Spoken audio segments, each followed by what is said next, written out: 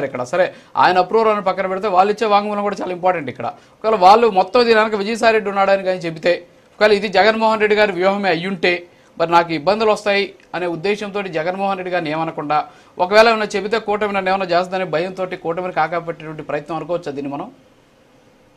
రాజు గారు ముందుగా ఇందాడ వంశీ అన్న మాట్లాడుతూ టీడీ జనార్దన్ గారి ఇంట్లో విజయసాయి రెడ్డి గారు కలిసింది, జగన్మోహన్ రెడ్డి గారి విల్లా గురించి ఏ డబ్బులు ఇవ్వలేదని చెప్పి వాటి గురించి మాట్లాడటానికి వెళ్ళారు అని చెప్పి ఎంత అసత్యాలు మాట్లాడుతున్నారంటే, అంటే తెలుగుదేశం పార్టీ వాళ్ళకి అది వెన్నతో పెట్టిన విద్యలండి. ఎందుకంటే ఎదుటి వాళ్ళ మీద దుష్ప్రచారం చేయడంలో వాళ్ళు ఉన్నంత ముందు ఎవరో ఉండరు. ఎందుకంటే కల్తీ లడ్డూలో కల్తీ జరగకపోయినా జంతు కొవ్వు కలిసిందని చెప్పి చెప్పగల సమర్థులు వాళ్ళు.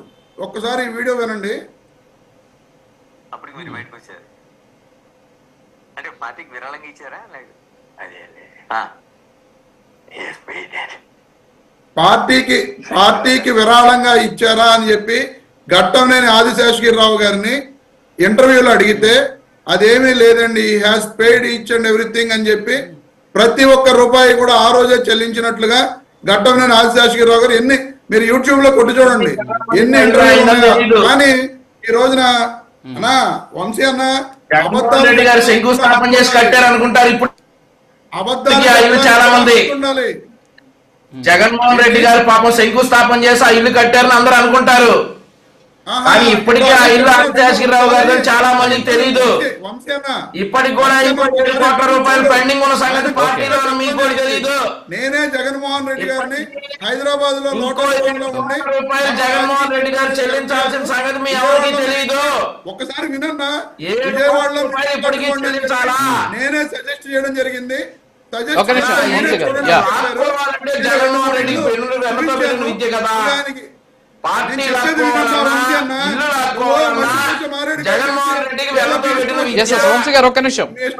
వాళ్ళు విసిరితే ఊరుకోరు, మీ ఇష్టం వచ్చినట్టు అబద్ధాలు చెప్తే ఊరుకోరు. ప్రజలకి ఈ విధంగానే మీరు అబద్ధాలు చెప్తున్నారు.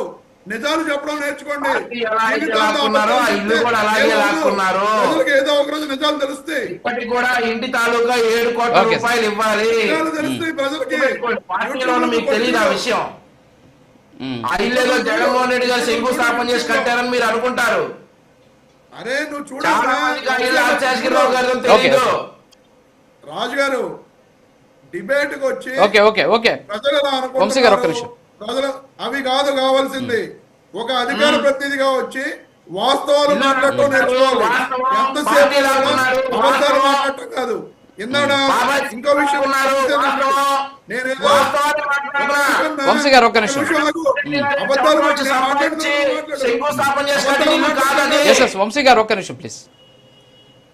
మార్చి 11వ తారీఖున సిట్ ఈ నెల టీడీ జనార్దన్ గారిని కలిశారు.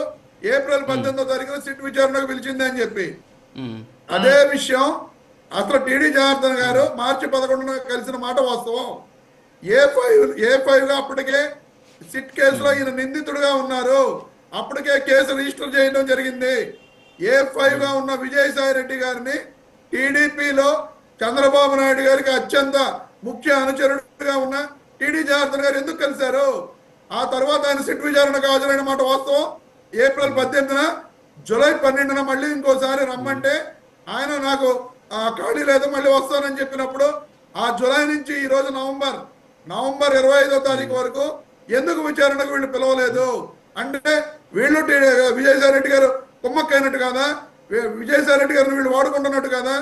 ఈ రకంగా ప్రజలకు అబద్ధాలు చెబుతూ ఎంతసేపు కూడా వైఎస్ఆర్ కాంగ్రెస్ పార్టీ మీద బురద జల్లే ప్రయత్నాలు చేస్తున్నారు తప్ప వీళ్ళు మాట్లాడుతున్న మాటల్లో ఒక్కటి కూడా నిజం ఉండదు అనేది ఈ రాష్ట్ర ప్రజలందరికీ తెలుసు. కానీ ఏంటంటే రాష్ట్ర ప్రజలు మోసపోయారు.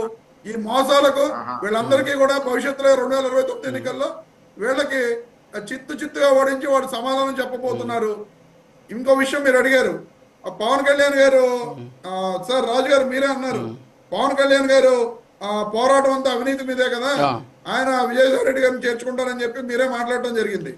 బాలినేని శ్రీనివాసరెడ్డి గారు అవినీతి చేశారని చెప్పి అక్కడ ఉన్న టీడీపీ ఎమ్మెల్యే దామచర్ల జనార్దన్ గారు చేర్చుకున్న తర్వాత కూడా నేను అతన్ని వదలను, ఎట్టి పరిస్థితుల్లోనూ అతని అవినీతిని బయటికి తీస్తాను అని చెప్పిన దామచర్ల జనార్దన్ గారు ఈ రోజుకి కూడా మరి అవినీతి పరుడిని చేర్చుకున్న అవినీతి పరుడని దామచర్ల జనార్దన్ గారు చెప్తున్నట్లుగా ఆ పవన్ కళ్యాణ్ గారు చేర్చుకోలేదా? ఈ రోజు వరకు అదే బాలినేని శ్రీనివాసరెడ్డి గారి మీద విచారణ వీళ్ళు చేశారా? పవన్ కళ్యాణ్ గారు ఏమి నీతివంతంగా రాజకీయాలు చేస్తారని చెప్పి ప్రజలకు చెబుతున్నారు తప్ప ఏ ఒక్క రోజు కూడా ఆయన నీతివంతమైన రాజకీయాలు చేయలేదు. ఆయన ఎక్కడ కూడా నీతివంతంగా ఈ రోజు కూడా అంటే బాలినేని శ్రీనివాసరావు మీద ఏమన్నా ఇలాంటి కేసులు ఉన్నాయా? ఆర్థిక నేరాలకు సంబంధించినటువంటి కేసులు ఏమైనా ఉన్నాయా సార్? కాదు సార్ రమేష్ గారు, ఇప్పుడు బాలినేని శ్రీనివాసరావు రెడ్డి గారి మీద ఏమన్నా ఆర్థిక నేరాలు ఉన్నాయా, లేకపోతే ఆయన అవినీతి? సరే, ఇప్పుడు విమర్శలు ఉంటాయి. ఇప్పుడు మొన్నటిదాకా విజయసాయి రెడ్డి గారు మీ పార్టీతో అంటగాగారు.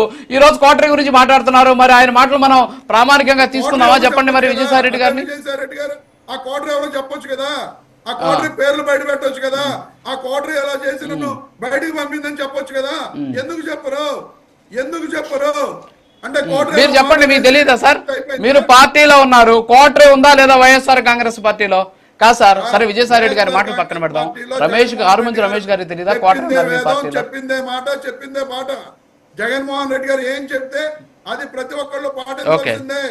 అందులో వేరే వ్యవహారమే లేదు, ఎవరు అడ్డు చెప్పే ప్రసక్తే లేదు.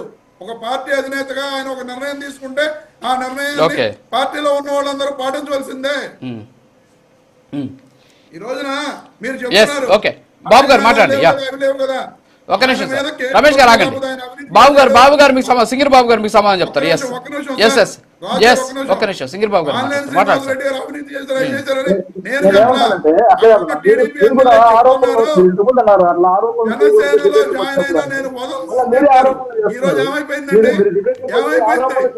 ఓకే బాబు గారు ఒక్క నిమిషం. మీరు పవన్ కళ్యాణ్ గారు ఇలాంటి అవినీతి చేసుకున్నారు, ఆయన నిజాయితీ అన్నారు. మీరు ఒక్క ఉదాహరణ చెప్పండి అన్న. పవన్ కళ్యాణ్ గారు చేసిన అవినీతి, జగన్మోహన్ రెడ్డి చేసిన అవినీతి నేను వేలు చెప్తా, 10 కాదు 100 కాదు, వేలు చెప్పండి చెప్తా. ప్రతి డిపార్ట్మెంట్ గురించి చెప్తా. మీరు ఊరికే నోటికి వచ్చినట్టు మాట్లాడడం మీరు చేసి మిగిలిన వాళ్ళందరినీ మీరు ఇలా మాట్లాడుతున్నారో రాంగ్.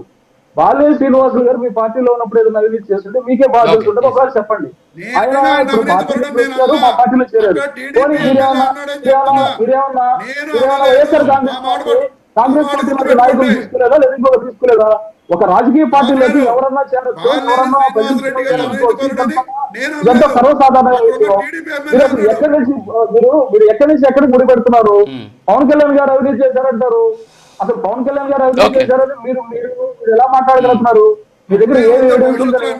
ఇంతకు ముందులాగా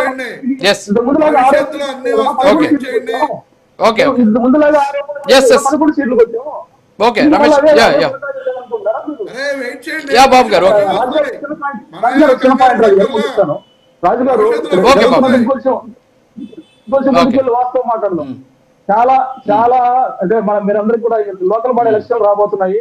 అంటే మిగిలిన వాళ్ళు కూడా ఈ విషయాలు తెలియాలి, పెద్ద నాయకులు కూడా తెలియాలి, అందువల్ల మాట్లాడుతున్నాం. వైఎస్ఆర్ కాంగ్రెస్ పార్టీ 11